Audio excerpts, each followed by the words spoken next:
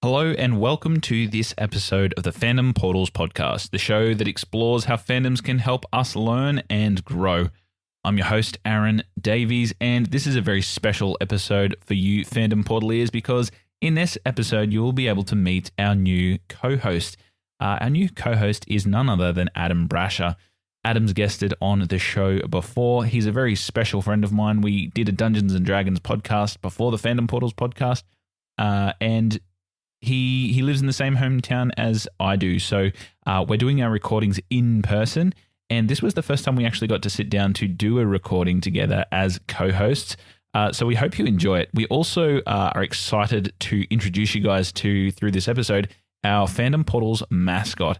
Unofficial, of course, but there is a young pup by the name of Ace who lives at Brasher's house, and he's present for all our recording sessions, so he's now unofficially our mascot for Fandom Portals. He's a very quiet husky, and you'll get to hear a little bit about him in the entry point of the show, so stay tuned for that. But this episode here, more specifically, is all about the Christmas movie, the Christmas blockbuster, rather, Red 1. In this movie, we hope that you will learn about the theme of accountability for all those naughty listers out there.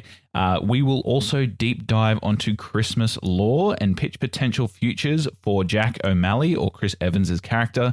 Was he mythic or was he mundane? We answer and talk about those questions in the podcast to come. And lastly, but not least, we also have a little bit of a chat about the current state of Hollywood in terms of big budget movies like this action blockbuster, which had a very inflated budget, and how movies tend to make a profit in 2024. So Brasher and I are very excited to share this journey with you. Brasher will be featuring on a lot of different episodes now as my official co-host for the Fandom Portals podcast.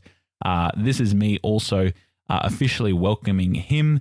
If you're listening, Brasher, which I know that you are, thank you so much for taking the leap and joining me in the podcasting journey of the Fandom Portals space. And I hope that you enjoy your time as much as I enjoy making these podcasts and having chats with you as well. So to our audience, thank you so much for sticking around with us so far during this busy period. We definitely appreciate it.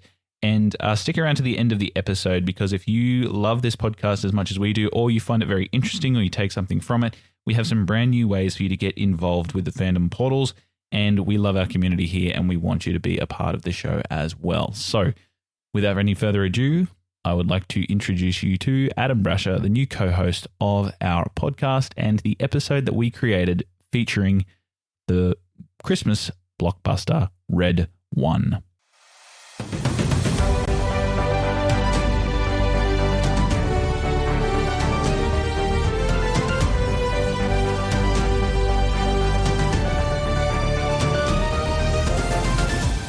Hey everybody, it's Aaron here from the Fandom Portals podcast, and I'm here with Brash, my brand new co-host, and we're here to talk about Red 1 today. How you going, Brash? Woo, yeah, not bad, not bad.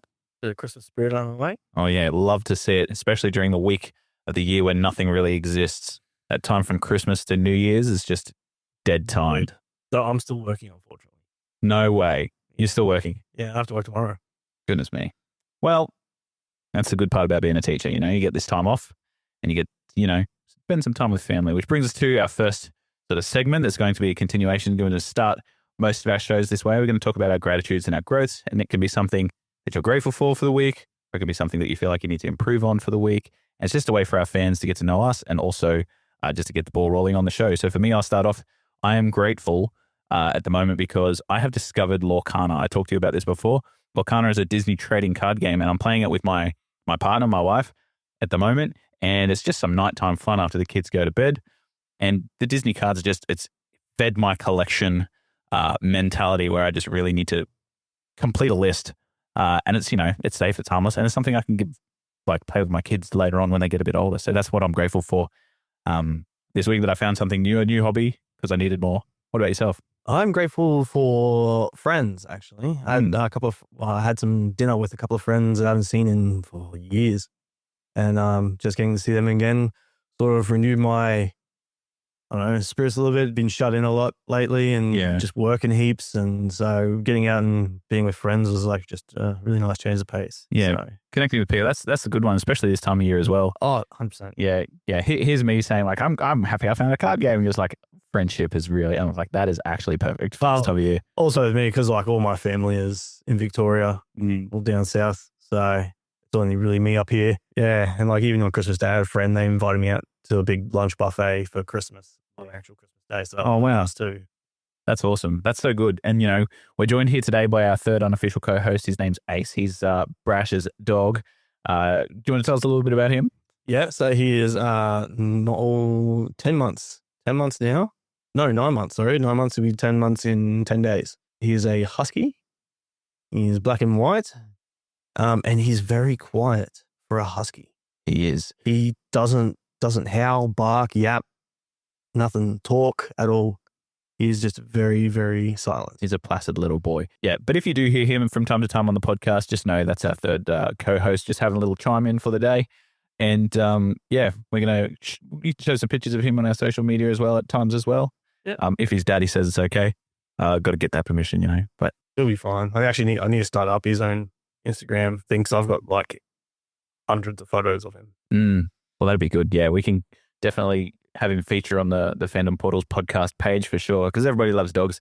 All right. So during that segment, sometimes we'll do some gratitude, sometimes we'll do some growths, sometimes we'll do both. It's up to us what we want to sort of share at the time.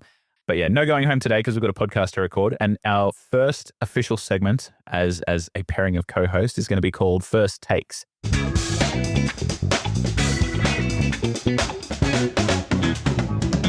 All right, so First Takes is a segment where we discuss how we found out about the movie that we're talking about today, or we discuss our initial impressions of the movie before having seen it, and then we can also talk a little bit about how we felt after watching it, but not going into that review territory because that sort of comes a little bit later. So obviously, the movie that we're talking about today is Red 1.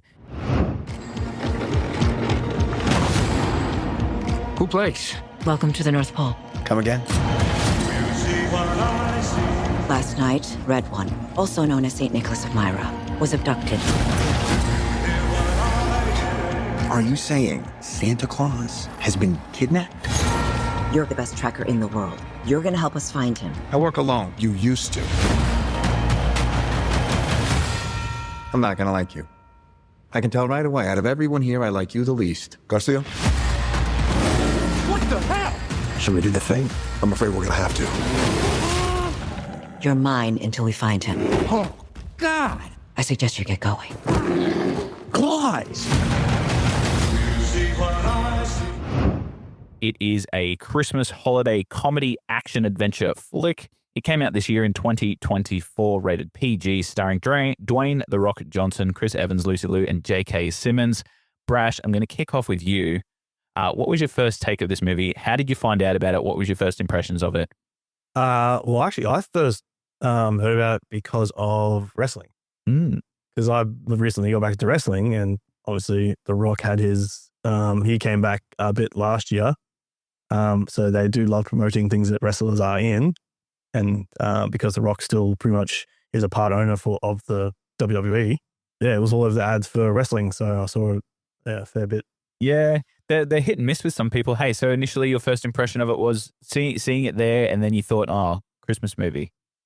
Is that it? I saw it and went, oh, look, it's Jumanji, but Christmas. Funny you should say that because it's actually written by or directed by the guy who did the first two Jumanji movies. Yeah. That being said, you know, holiday blockbuster. This is what I thought of it initially. This is my first take. Holiday blockbuster, starring The Rock. It's got Chris Evans in it. So obviously there's that action duo. Initially, I kind of looked at it and thought it was like a bit of a piss take, honestly, because Christmas movies to me don't really resonate with this kind of vibe that it portrayed on the poster or any of the ads that I saw. They aren't really action-packed. They aren't flashy or anything like that in terms of, you know, action or punching sequences or anything like that. But this movie just seemed that little bit different. And I also knew that it was probably a high-budgeted film because the marketing for it was literally everywhere. Like you said, it's cross-contaminated into wrestling. You go into your IMDb app, for me, this is where I discovered it, and it was literally on the banner ads for IMDb as well. And if you're a person that has Prime here in Australia, you get the coming soon stuff, and I saw it there as well. So I was like, okay, well, that's the Christmas flick of the year, because I didn't really think I heard about very many other Christmas movies for this year. No. I've like there are always the Netflix ones. There's plenty of Netflix ones, and the biggest Netflix one I saw was one that had he used to be in One Tree Hill. It was one of the brothers, Chad Michael Murray. Yeah. Yes. And where he works at a bar, and then Sheila makes him end up being a stripper. That's the other biggest one I've seen. So there you go. That's your competition. You've got one for the ladies, or one that's seemingly for the ladies, and one that's for the gentleman here with Red One. So for the ladies if they're into The Rock and Chris Evans. That's true. True as well. So in terms of initial impressions, I didn't really expect much. This definitely wasn't going to be a movie that I thought would stick in my brain and be one that I was going to continually talk about and rewatch. But that was my initial impressions. How about yourself? The only reason why I would have thought that it would be a half decent movie was literally because of J.K. Simmons. I saw J.K. Simmons and he was Santa, and I was like, damn, I'm here for it. Yep, that's exactly right. And fun fact, actually, this is the second time he's played Santa in a movie. The first one being he voice acted Santa in the movie Klaus, which is my favorite Christmas movie. Yeah. I rewatched that the other night. There you go. So yeah, I think J.K. Simmons returning for the Santa role is something that we might talk about a little bit later as well.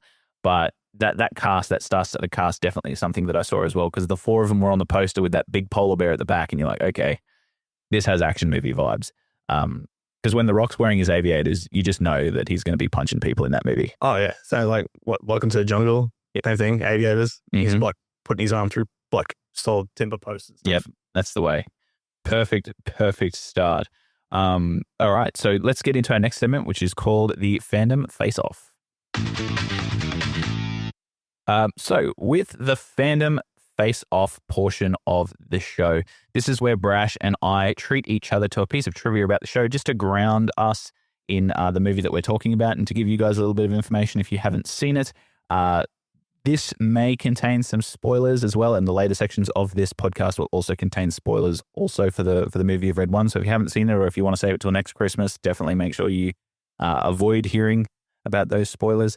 That being said, this is a space where we give each other a trivia question or a piece of information about the movie Red One, and it's basically how we test to see how well we researched the movie before we talked about it. And it also gives you guys some context as well. So we each give each other 3 questions, we score them, and whoever wins is treated to a monthly movie date between myself and the co-host Brash. And they have to shout the snacks and shout the movie and do all that. All our scoreboards and things will go up onto our social media. So if you want to keep track and see who's winning, definitely check that out. And we might go with you first, Brash, if you would mind giving us our first piece of trivia for the Fandom Face-Off segment of the podcast for Red One. Now, this isn't totally confirmed because no one's really said anything about it, but only people who have like studied languages and everything like that. So J.K. Simmons in the movie always shouts a word to make his reindeer go super speed. Kavalame. Kavalame? Kavalame, yeah. That word translated means to ride on, or to go forth. But other people are thinking that's a loose translation. Other people are thinking because that first portion of it, cover, is where the Christmas actually originally started. Was situated. Yep. So they sort of brought that whole Saint Nicholas sort of thing from cover from there into the word that he says with his reindeers. That's interesting. That's good. Right. So Kavalame was the word, obviously, that J.K. Simmons says. And he always says that with such power, through the movie. He just yells it really well, gets you hyped up. Always followed by that zoom out that you see and the flashing lights that just gets you straight into it. So I loved how the reindeers, but I also loved how they glowed. Yeah. Whenever they were going to go super, just went orange. Yeah, absolutely. Just boom, straight forward. All right. My question for you, Brash. Okay, so this movie was directed by a person whose name was Jake Kasdan, and he is famous because he has collaborated with The Rock before on 2 other pretty decent action flicks. Do you know what they are? Would that be Jumanji and Jumanji 2? That is Jumanji 1 and Jumanji 2. So you actually get a point now because you got the question correct. So Jumanji 1 and Jumanji 2, this is Jake Kasdan's initial roles into action flicks. And you can tell, as we talked about, this is very much a similar vibe to those Jumanji movies. Action, blockbusters, this one with a holiday theme, a holiday throughout. So it was his next sort of hurrah. And I also get the feeling, correct me if I'm wrong, but it felt like to me that they were going for the beginning of a franchise. Yeah, a holiday movie franchise. So that's my first question. So at the moment, it's 1-0. So your question to me. When our dynamic duo go to see Krampus, they are halted by some hellhounds and then saved by the distraction of a rubber chicken. Mm. What was the name of that chicken? That's a good question. And you know what? I don't remember. But Tiffany comes to mind. Ooh. I'll give you a hint. Okay. It's the name of a talk show host. Is it Ellen? It is Ellen. Like DeGeneres? Wow. Is that a link? Like, did they link that? I don't know, but I know she's been blasted a fair bit lately. Yeah. But yeah, I don't know if it was a thing, but yes, the chicken's name is Ellen. Very good. There we go. So it's 1-1. 2 questions down for Brash. 1 question down for myself. All right. So the next question for me, one of my personal favorite characters in the whole movie was Krampus. He is played by a very famous actor whose name is Christopher Hivju. He plays a very famous role in a Game of Thrones. Can you tell me what that role is, Brasher? Ooh. I'll give you a clue. He has red hair and a red bushy beard. Oh. Oh. Yes, the wild man. What's his name, Brash? Oh. I'm mind blanking. It's been ages since I watched Game of Thrones. It's Tormund. Tormund. Yes. Lord. One of the greatest characters in Game of Thrones. But the funniest character. Yeah. In Game of Thrones. Completely. And he was unrecognizable as Krampus too. And I only knew because obviously an IMDb freak. And I obviously looked through that and saw his name. But yeah, that scene with Krampus in it and that whole traveling to the next realm or to the darker parts of Scandinavia, that was probably some of my favorite parts of this movie. So I had to include a question for you about Krampus in our Fandom Face-Off. So that means it's 1-1 with 1 question to go. Brash, you're up. Last question. Fandom Face-Off. Ooh, we just touched on this. But I wonder if you know the full title. Okay. So they use Santa's full Greek title in the movie. What is it? Santa's full Greek title. Yep. So when Lucy Lou's talking about him, she actually calls him by his full Greek title. Saint Nicholas of Myra. It is. Yes. It is. Yes, perfect. I wouldn't have got that, but I did rewatch this 3 times. So there's definitely a line that sort of stuck with me, Saint Nicholas of Myra. And I did a little bit of research as well into the backstory of Christmas lore as well. So this movie was good for that, at least, coming off as a bit of a launching pad for that sort of research. All right, last question for me.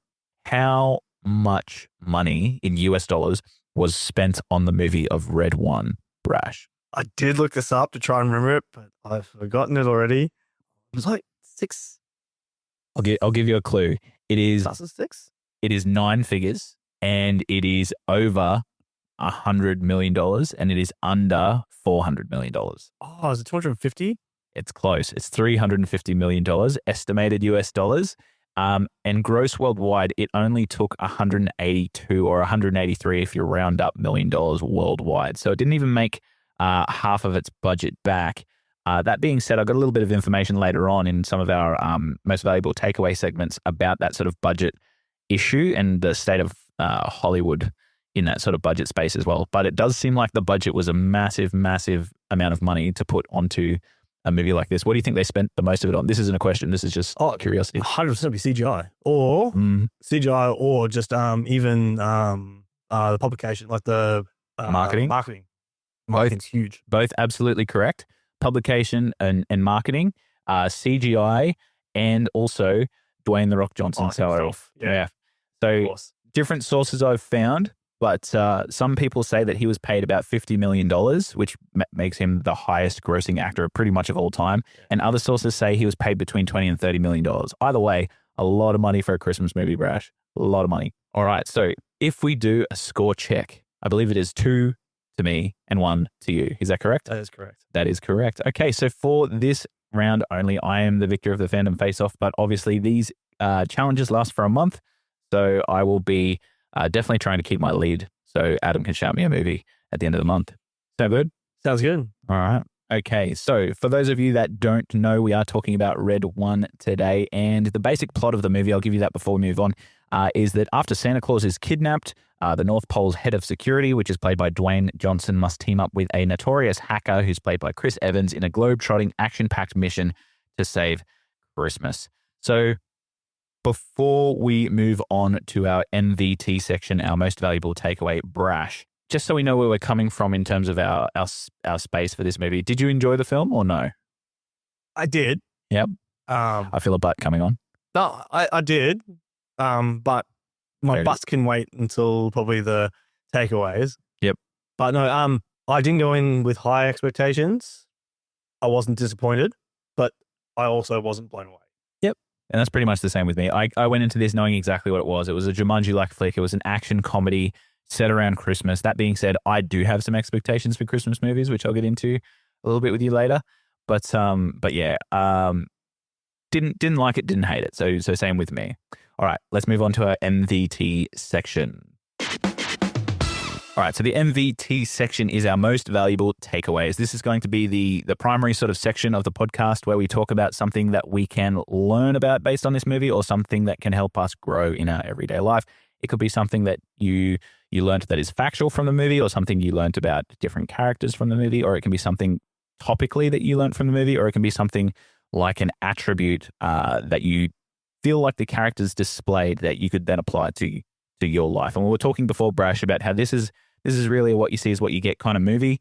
In terms of life lessons, there are some that they try to sort of pull through the movie.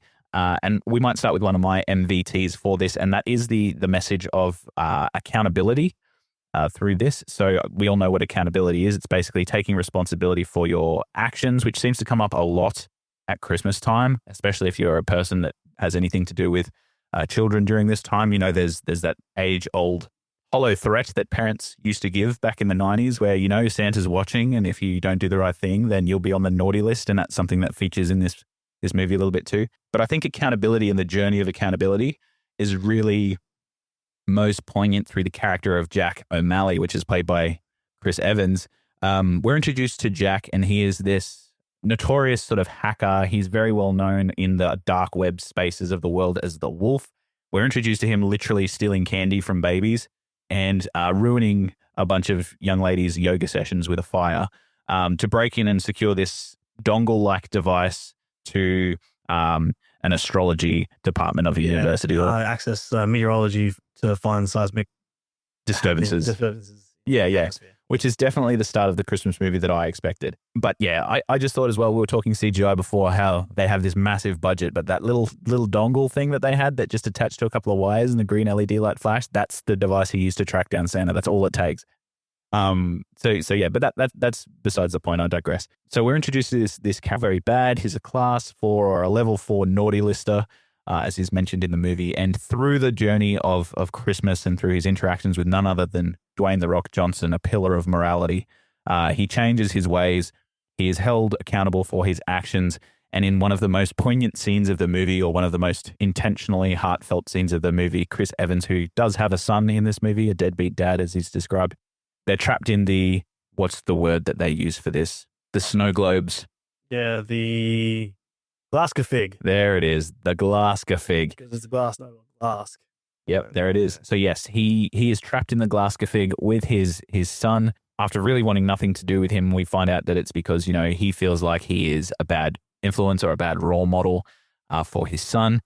And then he gives that beautiful speech about how he doesn't promise that he's going to do, like he can't promise that he's going to get everything right, but he promises that he's going to try.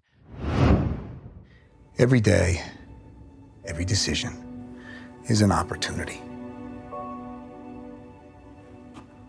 And I want to start taking some of those. So I'm not asking you to believe me. I'm just asking for you to give me a chance. I know I may never be the greatest father in the world, but I know I can do better.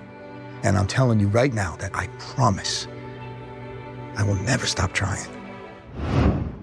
And I think that if nothing else from this movie, that element of trying and trying to be accountable more so for the important things in your life is something that is a good takeaway for me in terms of most valuable takeaways for this movie. So what did you think about the arc that Chris Evans' character had? I know we had a bit of a discussion before, and you're very welcome to express that opinion about that sort of message of accountability and how that's sort of a takeaway that I found, and I think it was very intentional from the movie makers. There was like, this has to be an emotional arc that we're doing here, and that message of accountability for me, or that the importance of trying your best to not hurt other people's feelings, to not be on the naughty list anymore, it is something that resounded with me. I, on the other hand, don't think that he needed to have a kid in that movie at all, or a family. Yep. Oh, I think the biggest thing is from like the very start of the movie when you see him as a kid, he was at his uncle's house because I don't believe either his parents both passed away or something, but he was at his uncle's house and he seemed to be by himself. So I think him having a family doesn't have as much impact because it should have been him going through a whole solo thing saying, look, I'm happy on my own. I can do anything on my own. And then the fact that I also think that they could have turned him into his name, Jack Frost. Yeah. Yeah, we spoke about this a little bit over message as well. The fact that that Jack O'Malley's character could have had some mythological tie-ins. I think we'll circle back to that because that's a really good point that I want to talk about at length. But if we're talking about his family, I kind of agree. I think that Well, I just found I found it to be like it's almost like a side plot, wasn't it? yeah, but it was also just a tiny side plot. Like his son was in there. He had to pick him up from school once. Yep. And he's like, "Oh, I'm going to a concert," and he's like, "Oh, great, cool," and then leaves. Yeah, he didn't really add anything to the story in terms of the overall narrative of Red One, but Jack O'Malley actually having a family also didn't really like there are other ways that they could have explored that element of accountability without giving him that son. So as you were saying before, I think him personally, if he went on the journey on his own, being that completely self-absorbed character and then moving into a space of actually being accountable and doing the right thing on your own and not doing it because you have to be that way for your child, because if you're not, then you're literally an asshole. Yeah. So there's literally no choice. Like it's literally about being like as I was saying earlier, like it's never too late to do the right thing, which I think is probably a bit more poignant message at Christmas time, that like it's not hard to be nice. Like it's not like sometimes it's hard, but like being nice doesn't take away from anything. Yeah. And the fact that it's Christmas time, and the big thing about Rock's character, Callum Drift, how he was losing faith in the adults, and then for an adult to then turn around from being someone who the Rock was like, I don't know if I could do this anymore because of these adults, him actually teaming up with one of those adults, and then that adult turning around and doing something good and renewing faith for the Rock. That for me would have been the message, And I think they did try to do that, but they did that by inserting the character of Jack O'Malley's son into the picture, which, as you said, may not have been the most effective way. But I do think that they were trying to spur on moments of that accountability, and how he's promising to try. That was the thing that sort of set him apart for me. But all right, so we'll go to your most valuable takeaway. Did you want to introduce that for us, Brash? Yes. So my takeaway was that we're talking about Jack Frost. Yes, I reckon it would have been cool to have made Jack a not immortal. Because let's be honest, when they were fighting in like Krampus's castle, Jack and Rock were falling just like beating down these demon guys, and I'm like, he's meant to be mortal. I'm pretty sure these dudes would just rip him apart. Yeah. But he's like, nah, he's holding his own. And he even gets the snowman. I was going to say, like that. Even the snowman. Like, he's holding his own. And that's why the whole time I'm like, nah. And his name's Jack. I'm like, this guy's Jack Frost. Jack is a extremely mythologically charged name, especially around the Christmas mythos. Yeah. Jack Frost being one of them. And, you know, Jack Frost is notoriously like a cold, mischievous character who like loses his way which is definitely what Jack O'Malley is. In terms of this being, we talked about this being sort of like a franchise, perhaps in the future, and the fact that this is, may have been a franchise at the start of the movie when he's living with his uncle, and that child just makes that offhand comment where it's just like, oh yeah, that's right, you don't know where your dad is. Yeah. That's literally a tie. Like in a second movie, you could tie that back and say, his dad is actually Jack Frost, and he is the son of a mythological creature. And his mother and his Jack Frost father, obviously, he's got all the traits of his father being Jack Frost. Another one that I looked up as well was, Jack O'Lantern. If they're going to make it a holiday franchise, they could bring something out on Halloween. Jack O'Lantern, who was, I did a little bit of looking up, but he was known as Stingy Jack through the mythology. And, the mythology says that he was notoriously good at tracking people down. And he was really tricky in terms of how he would, the devil would actually track down Stingy Jack, and then they would go into these bars and they would drink, and he would convince the devil to pay for his drinks. And through doing that, the devil himself would turn the devil would turn himself into a coin, and then Jack would place him as the coin next to a crucifix so he couldn't change back. And then there was continual times that Jack O'Malley just sort of fooled the devil into him saying, one of the ways that I'll let you off this is if you promise that I never go to hell. And the devil was like, yep, fine, no worries. So when Jack eventually passes, Stingy Jack eventually passes, he goes to go to heaven, and God won't let him in because of the sinful lifestyle that he led. And then when he goes to hell, the devil's like, I told you I'd never let you in here. So he has then been left in purgatory to walk the realm in between, not really belonging to anyone, always being a trickster, having a jaded lifestyle as a Jack O'Lantern. And he is given this ember shard that he then puts into a turnip, which eventually eventuates into a pumpkin through American history and culture. But that could also be something that they bring out in a Halloween movie, because he does portray some of the traits of Jack O'Lantern, where he is pulling these tricks on Krampus when they're in the castle for Krampus Schlapp, which is I just love saying Krampus Schlapp. Great. But yeah, I agree. I think he could have been something a bit more than what he was. And there's those questions, and I think they definitely have that on the cards for Chris Evans' character. Yeah. Just instead of, because I don't think they touched on the fact that a kid enough, or brought that emotional tie-in enough for his arc with his kid to be enough. I know what you mean. Like, there's pretty much nothing until the very end, and then all of a sudden it's this soppy, I'm going to be a better father thing. And then that was it. Also, honestly, after Callum and Jack go and find the contact that paid Jack O'Malley to track down Santa, which was Nick Kroll, after they found him, really, Jack's character has no motivation to continue that quest to find Santa other than he's being paid by the director or Zoe, Lucy Liu's character. So his usefulness also fades away after that moment as well. Yeah. Because he's supposed to be the best tracker. After that, they go to the darker regions of Scandinavia to Krampus's castle. His skill set is completely, if nothing else, it's almost like a tag along, but also a burden. Yeah. Because, he takes from the treasure trove, which gets them caught, gets them in trouble. And then it's almost like a way the filmmakers were saying, let's show how tricky he is and how he's going to trick the devil, because that's an element that we want to continue on into a future franchise movie. Yeah. And the fact that you've got Mora? Mora, sorry, the organization, yes, Mora. And they've already showed the Headless Horseman. Yep.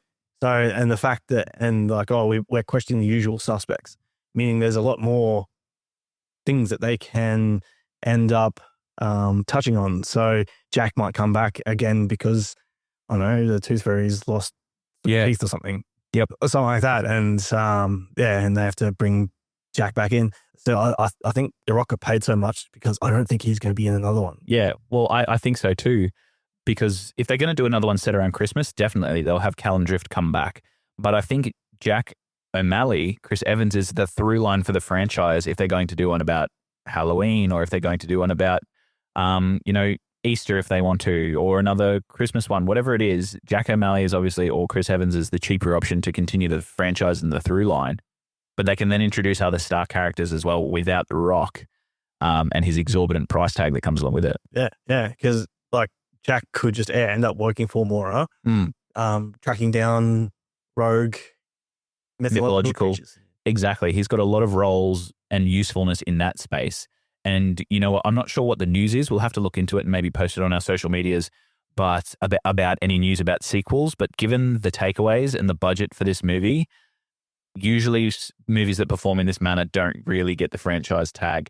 That being said, we'll move on to my next most valuable takeaway, and that is, you know, the budgeting space that is in Hollywood at the moment. So usually back in the day when a movie was made, they'd have two chances to make money. And this is more of a factual takeaway than like an enlightening growth takeaway. So this is my learning takeaway. And I actually did a little bit of reading about the budget space in movies. They had two chances basically to make money off a movie. And the first was obviously in the box office when people would go to make to see the movie. And the second space was on physical take-home media, which used to be through video stores or buying the DVD itself. But that's all gone now. So that second payday really doesn't happen for actors in residuals because of streaming services. This was originally marketed as a streaming movie for Prime, but it tested so well with audiences that they released it onto theaters. But also I feel like they released it onto theaters so they could make that initial payday money because they spent so much on the budget. That being said, a lot of the actors in this movie had increased salaries because negotiating deals between actors and studios used to include a back-end payment. And in this instance, obviously, there wasn't going to be much back-end payment. So The Rock got paid his upfront, as did some of the other actors. They got paid their residual upfront, which inflated the budget of the movie. As a result of that, obviously, they didn't make as much on the gross worldwide, and it did go to streaming pretty early, which can affect your theater box office prices, as we saw with the Black Widow movie, which pretty much kicked off this trend as well, by the way, because of Scarlett Johansson's losses for that movie.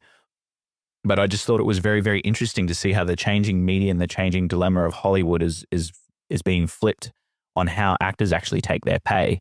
And it's going to be harder as well to determine what a successful movie is going to be and what it's going to look like. Because usually you'd take the budget and you'd look at the gross earnings and you'd think, okay, did it make more than it spent? It's successful. But that's no longer the case. It's different now.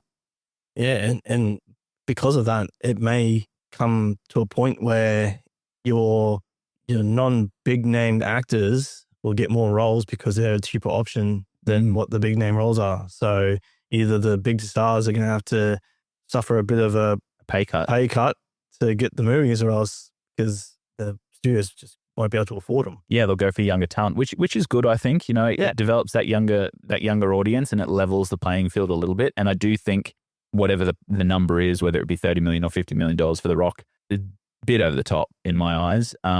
Because personally for me, I don't think he played a character that was worth $50 million to $30 million. $50 million, I could retire and just live off $50 million. That's generational wealth, man. That is just, that's like you and your kids and your kids' kids. Like one movie. Yeah. One movie. Yeah. I 100% agree. And I think we discussed this before as well, but he basically played the same character that he always plays. So that budget element was really interesting for me as a takeaway, because it sort of is the first time I've seen where a movie like this as a summer blockbuster is spending way, way more than what it is earning through, which is also why I think it was pushed to IMAX. I don't know if you heard, but when The Rock was marketing this movie, he said he watched Oppenheimer in IMAX and thought, you know what would look good on IMAX? Red One. You think Oppenheimer looks good? Come and see Red One on IMAX. And everybody was just like, bro, those two movies aren't even in the same caliber. You're two different styles. But yeah, IMAX can charge more for a ticket at the theater. So I think he was literally trying to get people to pay more on the IMAX. And visually, it is a feast for the eyes. So yeah, I think that budget thing for me was a big takeaway. Do you have any more takeaways from the movie in MVT, Brash, or you good with yours? I wish they had of not done as much. It seems so cramped in. I agree.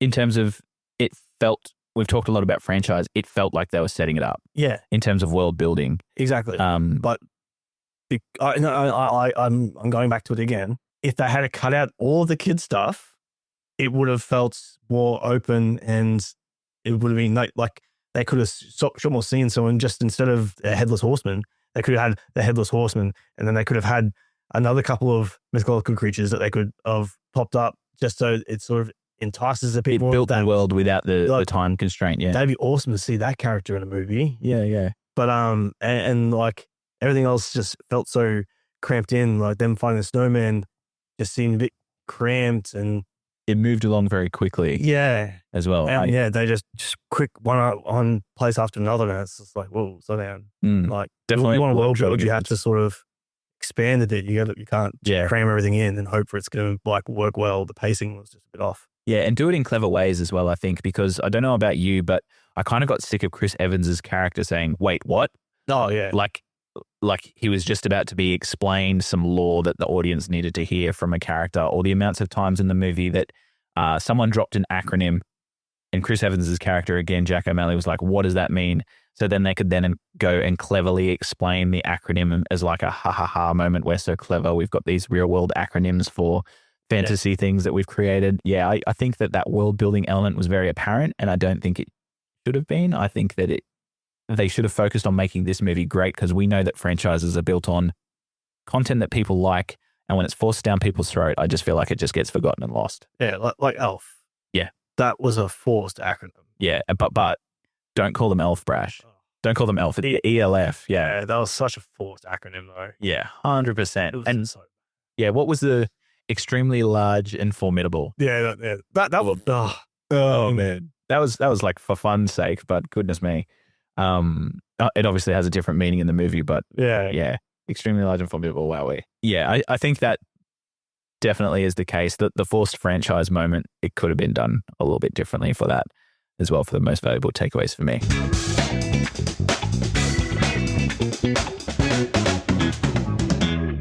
All right, so this is the Real Deal segment. This is basically where we draw a bunch of cards and we talk about a technical element of the film, some of which we've already discussed through the movie, but this is more like your review space. And instead of actually reviewing the movie from top to bottom, we're doing it in more of a gamified way, just to keep us on our toes and to talk about something different every single time. So I've got a list of actual technical things that people review movies on, all the pros, and we're going to use ChatGPT, our amazing overlord, to generate and give us one of these at a time. And if we're not sure on what they actually are or what they're asking, I can ask this amazing ChatGPT to give us a little explanation of it as well. So these range from things like character development all the way to themes that are in the movie and strengths like that as well. So the first one that we're going to talk about will be generated right now, the themes. So talking about the themes for this segment of our Red One review, and themes are like central ideas or messages explored. We kind of went through this when we talked about accountability, but let's look at this through the lens of it's supposed to be a Christmas film, Brasher. Yeah. The theme of Christmas. Did it feel like a Christmas movie to you? No, not I agree. Really. Yeah, I agree. So for me, there are things that has to be sort of in a Christmas movie. And a lot of people will argue this for the Die Hard. Do you think, actually, here's a point. Do you think Die Hard is a Christmas movie? No.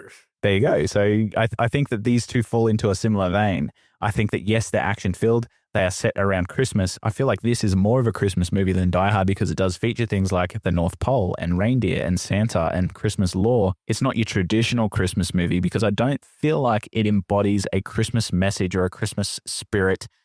There are very few Christmas carols in the whole movie. Yeah, I just think that the very sort of... The action drowns out the Christmas. Yes, perfect. Yeah, beautiful. The action drowns out the Christmas in terms of your focus. And I feel like that comes back to the target audience for this movie. Teenagers. Definitely teenagers or adults, middle schoolers if you're a US person listening. But yeah, I think that, well, for example, what is your favorite Christmas movie? Klaus. Yeah, and mine is Home Alone. So those two movies there definitely embody the spirit of Christmas. And I like the Christmas movie of Home Alone because the message that you get through that is spending time with family, which is very strong with me. Haven't actually seen Klaus, so you'll have to tell me what the theme is for that one. But it's basically just a new take on how Santa came about. Yeah, so it's definitely retelling that lore. Actually, a similar sort of space to this, but obviously more traditional. But yeah, I definitely agree. I think this was marketed as an action sort of flick and then a Christmas flick second. The theme of mixed lore. So lore. Yep. Wise. Christmas lore. They have a lot of, and probably like their world building, their lore. They used a lot of lore, which was really fun. and it was really fun to research, look up. Mhm. They did both Greek, mythological, all these kinds of lore, but because of that, it came so jumbled. Yeah, and confusing. They should have just either stuck with the mythological part of it, because that seemed like the main focus of the movie was mythological over like your Greek and other sort of types of lore. Yeah, yeah. They should have focused more on the mythological, especially if they wanted to franchise. Yeah. Because then it kind of blurs lines a little bit in terms of, are we talking about characters like Jack and the Beanstalk, fairy tale like, or are we talking about ones that used to be folklore? Like, where are we drawing the line here with fairy tale characters? And they talk about St. Nicholas of Maya, yeah. Maya, sorry. And it's like, yeah, things have had different names, but you're heading towards like it was the Greek version. You're heading more towards an actual person. He was a person who used to marry people on the sly. Yeah, yeah. Like he used to give gifts to children and shit like that. And it's just sort of, they want to go a mythological route, but then they bring it too close into just being just things that have actually happened, that are actually real people who aren't mythological. Yeah. No, I understand where you're going with that. I think that the mythological element was definitely inserted for that franchise tag so that the Mora had more jobs to do than just save Christmas, because obviously one day a year, as they talked about, is a big job, as they say, but like Mora seems like the head franchise, and then there's lots of different holiday franchises. It might be of... Yeah, exactly, of holiday movies. Yeah. So yeah, I think that they needed to sharpen up on the lore and just basically make it less of a franchise thing that they were trying to do, and make it more of just a Christmas movie that everybody was going to enjoy. Or even change it from a Christmas movie to a holiday movie. Yeah. Yep.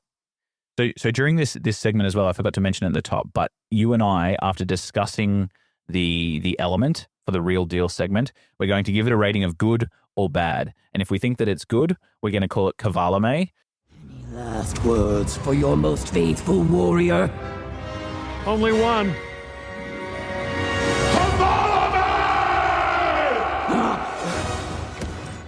And if we think it's going to be like bad or it needed work, we're going to call it Krampus.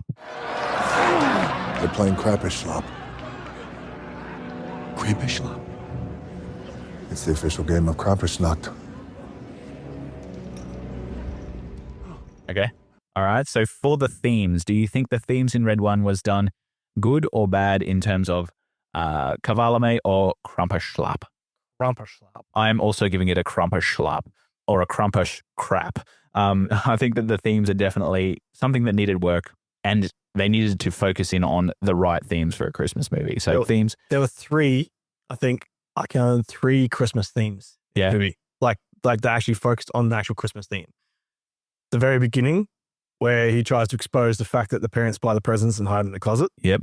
That's very Christmassy. That is. The end, where you see J.K. Simmons doing the rounds. Yep. That was awesome. That was actually one of my favorite things in the movie. One of my favorite things. That was good. That was fun. And Krampus. Yep. Krampus as well. And you know what?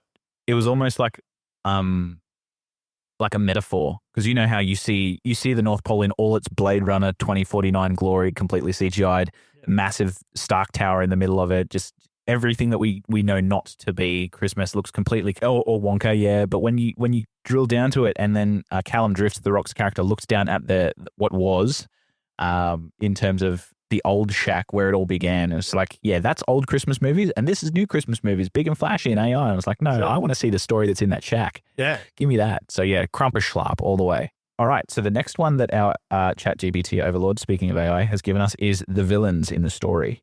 So the villains in the story being Grayla, but also I think we can put Krampus in there as well. Yeah. Do you think that they are solid villains that can carry this movie through? Because we all know a good movie centers on a good villain. Krampus, Kavalame. What do you think? Krampus. Really? Okay. Go ahead. Tell me why. The biggest villains and the most hardcore villains in that entire movie were the snowmen. Correct. They were the only ones that actually did any damage realistically to anyone. Yep, that is true. Yep. They froze Nick Kroll's character. Yep. And froze one of the bodyguards. Yep. Grilla didn't do shit. No, she didn't. Well, she had this massive overarching plan, which brings me again to the law you were talking about in terms of Grilla and Krampus, how they try to merge those two together by saying these two characters love to punish people. And we were talking before we recorded about how, they love to punish people. And my partner, Kalia, when she watched this movie, she said, if they love to punish people so much because they're naughty, why are they also being naughty? I'm like, that's absolutely correct. Like Krampus is there living in a castle of debauchery with all his fantastic friends. Is it called an oxymoron? I don't think it's an oxymoron. It's hypocritical. Hypocritical. Yes, there it is. So it's very hypocritical that Krampus and Grilla really love to punish people, but then again, they do stuff that is punishable. Yeah. Like slapping each other in the face for a game of fun.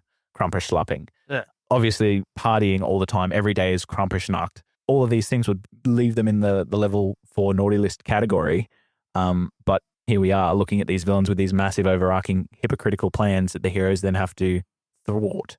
That being said as well, I feel like Grilla also, I wasn't too fearful of that villain. No, she had like a lot of henchmen and a big master plan, but they literally found a loophole through their master plan by just, as we talked about before, being accountable for your mistakes. Yeah. Power of friendship. The power of, that's through that. That's the constant theme where something is just absolute shit. It's like the power of friendship won the day. Yeah, power of love. Power of love broke this mythical cage. Exactly. And I think that was just a really easy get out of the jail free card that they used. Jack O'Malley had no business being on that bridge. You know, he did say that famous line, there are worse ways to go out than defending Santa Claus. But after that, he ran up to Grilla, or he dodged a few blows, and then he got smacked off the bridge. Did nothing. Yeah. Which if he had actually got smacked by the thing, he would have broken ribs. Yeah, 100%. He'd be out. He'd be internal bleeding, hemorrhaging. He'd be done. I honestly think that the way that they made that so simple would have been a callback if they were franchising it, saying only a mythological creature or someone with mythological ties or powers could have broken a spell that was created by a mythological creature. Yeah. So maybe that's what they were going to harken back to, that foreshadowing element. But again, in this standalone movie where you're just supposed to take it as what it is, I feel like Krampus was a better villain than Grilla. And they should have stuck with that as the story. And can we also talk about him breaking out of his snow globe for being, power of love and everything? Mm. How did the sun get out of his? Well, that's true as well. He didn't go through anything awakening or something. He was just himself, and his dad told him he loved him. Yeah, it was like, that's true. Well, it goes back to that line he said about how you're only in here because of me. I was like, okay, fine. No, he's in there because he picked up a snow globe and got stuck in it. Yep. That's the whole point of the snow globe. You pick it up, you get stuck in it. Yeah. But didn't they also say that the snow globe was supposed to imprison and punish people on the naughty list? No, it was just created. It was created purely just for people to, when they grab onto it, like it was to punish naughty children, but it wasn't created to distinguish. Yep. It was just created just to trap. To trap people. Yep. Yeah, well, how did the kid get out of his? That's a good question. Plot hole. We got to make a jingle for plot hole. Work in space for the Fandom Portals podcast. Yeah, no, I feel, and she's meant to be like an enchantress type character who's also a giant ass troll with two tails. Yeah, but an enchantress and barely does her magic. The only sort of like real magic you ever did was take control of Nick Kroll, and that was cringy as to watch. Yeah, it was. So for you rated this a Krampus schlapp in terms of villains. I really liked how they represented Krampus just because he was cool. He was, but he was cool. He was villain-ish. Yeah. But he was villain adjacent. Yeah. Yeah. He was anti-hero by the end of it. Especially because he got that Avengers 3-point hero landing moment, took on his ex-girlfriend. Got beat the fuck up. Yeah, absolutely. He was like, yeah. Just like old times.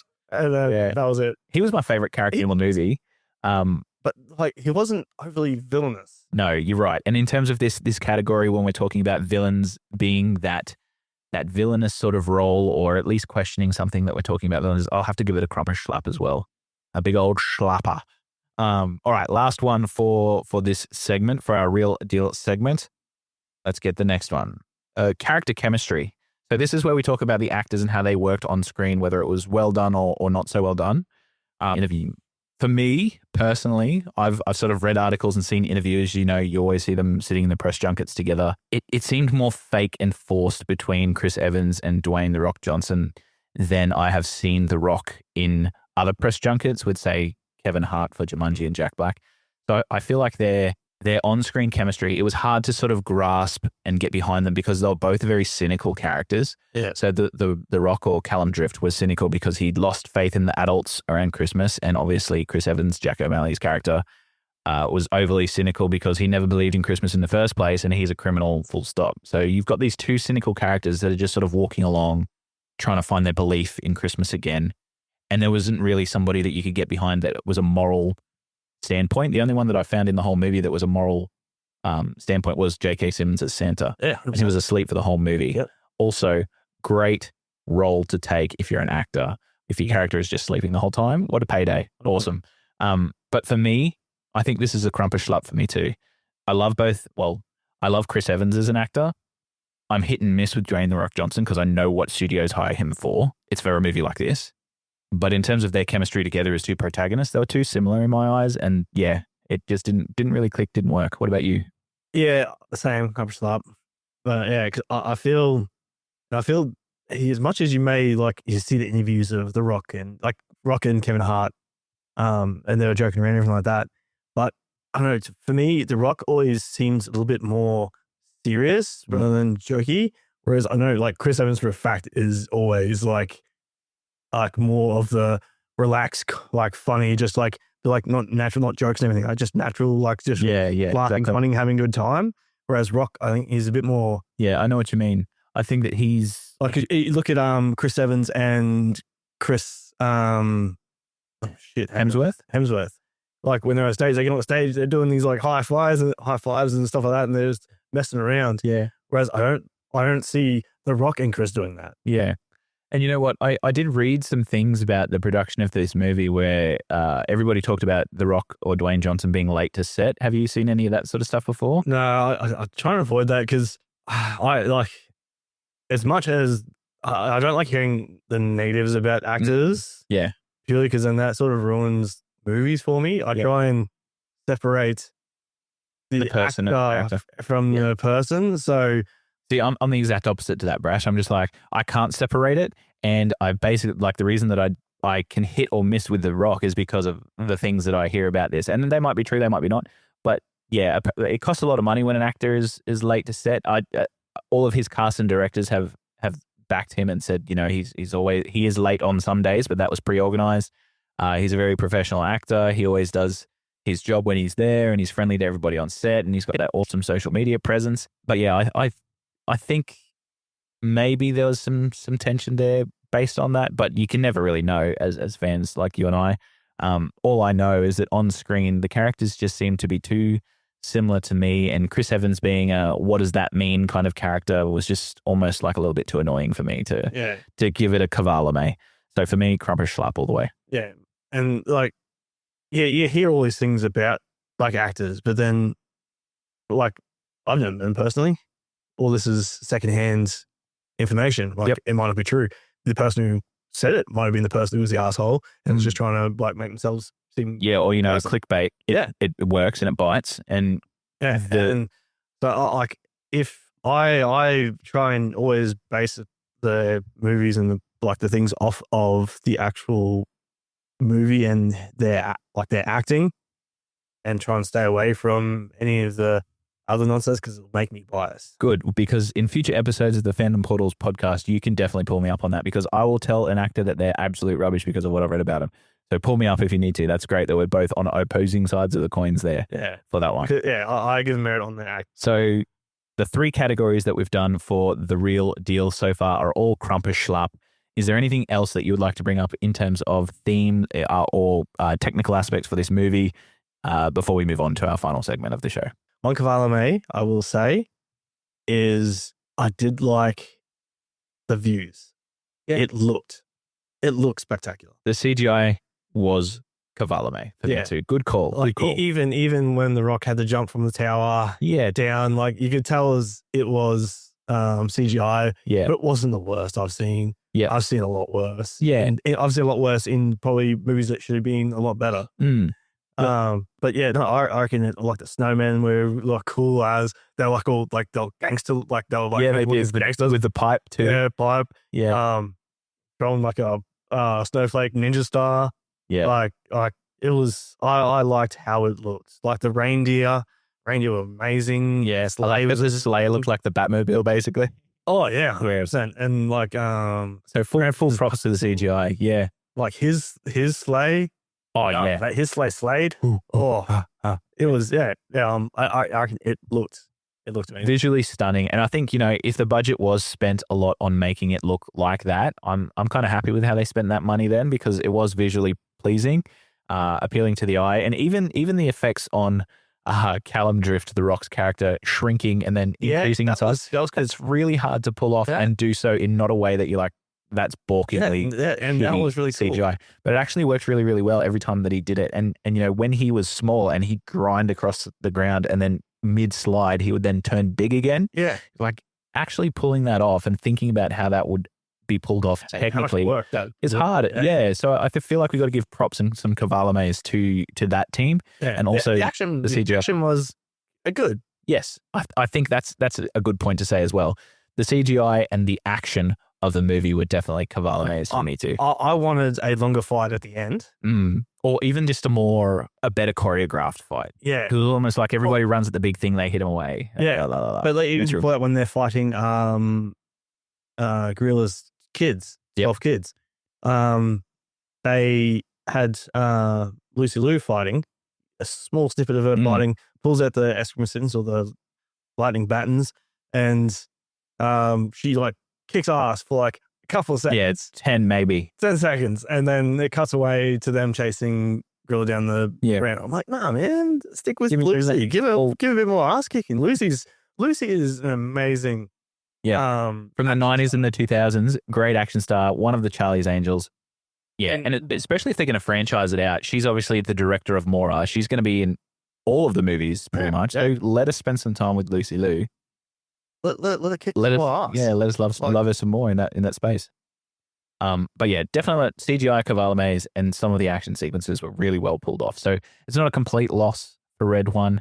I've mentioned that I rewatched it 3 times, not because I enjoyed it, but I did enjoy it, but not as much as I thought I would. Not a Christmas movie that'll stick with me. I watched it one time because Carlia wanted to watch it, my partner, and so it does have that rewatchability for me. But I think overall, it's a Krampus schlap for me. Just overall, Krampus schlap. Krampus schlap with a few cavalames. Yeah, with a hint of cavalame throughout. So with a toned down J.K. Simmons cavalame. Yes, that's right. Not a full cavalame. Not a fully yelled cavalame. I love it. So that was our Real Deal segment. We're going to be doing that on most episodes. It's sort of our fun little way to review a movie. And we're going to move on to our last segment of the show now.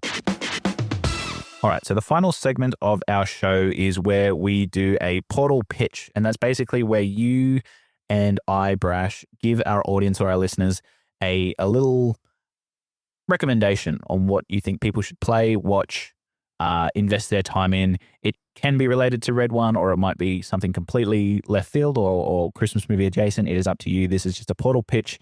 Our last segment of every show is probably going to change. It could be a game, it could be a recommendation, but this time we're doing a portal pitch. So is there anything that you would like to recommend to our fans, or do you want me to go first while you think about it? Oh, you go first while I think about it. All right. So I think that the one that I want to see the most, and I think that people should go out and actually look at, is the new Bob Dylan movie, A Complete Unknown, with Timothée Chalamet. I'm very well into music biopics.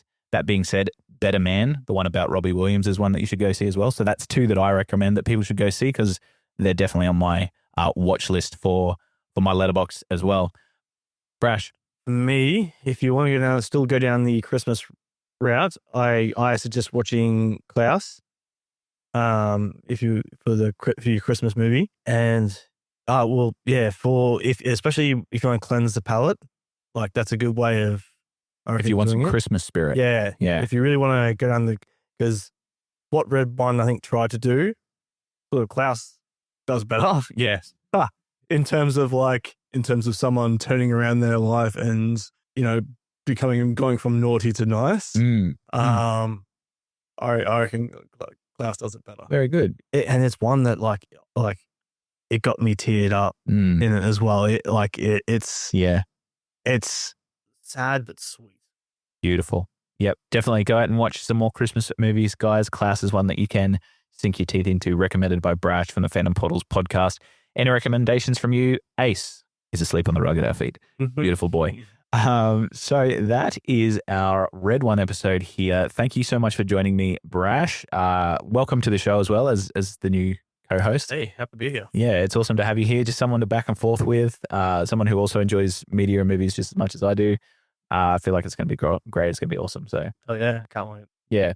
In the future, guys, we are going to be doing more episodes with Brash. Obviously, we want you to get to know him and get to know me. So we're going to be doing some episodes that surround that in terms of picking movies and talking about movies that really allow you to get to know us. And we will also be doing some Letterboxd challenges every month. So our Letterboxd challenges is where we pick 8 to 12 movies that Brash and I will be watching.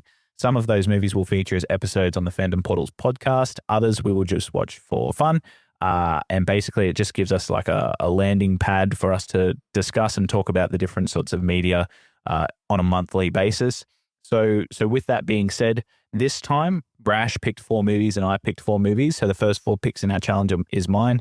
The next 4 picks is Brash's. And we tried to pick movies that the other person hadn't seen, just so we could actually talk about it from a fresh perspective in terms of fresh pieces of eyes. But other times our challenges can be related to just a list of 8 criteria that the movies have to meet. For example, the one that I did for December, one of the criteria was you had to watch a movie that was made in 2003. Or another one was you had to watch a Christmas movie that didn't feature Santa. So sometimes our monthly challenges is that, but this time it is just 4 movies from Brash, 4 movies from me. If you wanted to join that, they're joinable challenges. You can find them on Letterboxd. Our Letterboxd is at Fandom Portals. Brash Rackham's got his own as well. His is at Brash Rackham, I believe. Both will be in the show notes. And you can find us there. It's a social space for our movie-loving friends. Talking about social spaces, you can also find us on Instagram, and we're very active on Threads, which is at Fandom Portals. You'll find some awesome photos, some updates, and ways to interact with us on there. And I couldn't end the podcast without doing that thing that podcasters do, which is asking you from the bottom of our hearts to share this with somebody that you think would enjoy it. Share it with somebody who is your movie or film buddy. And if you have the time and the ability to do so, definitely rate us on Apple Podcasts or Spotify or wherever you get your podcasting stuff. We love that feedback as well. So that's me signing off. Any final words from you, Brash? No, thanks for listening, for those listening. And yeah, leave comments, talk to us.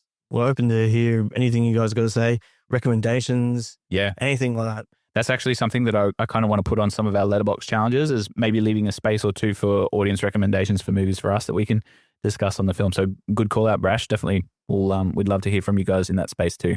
All right, signing out. Catch you later.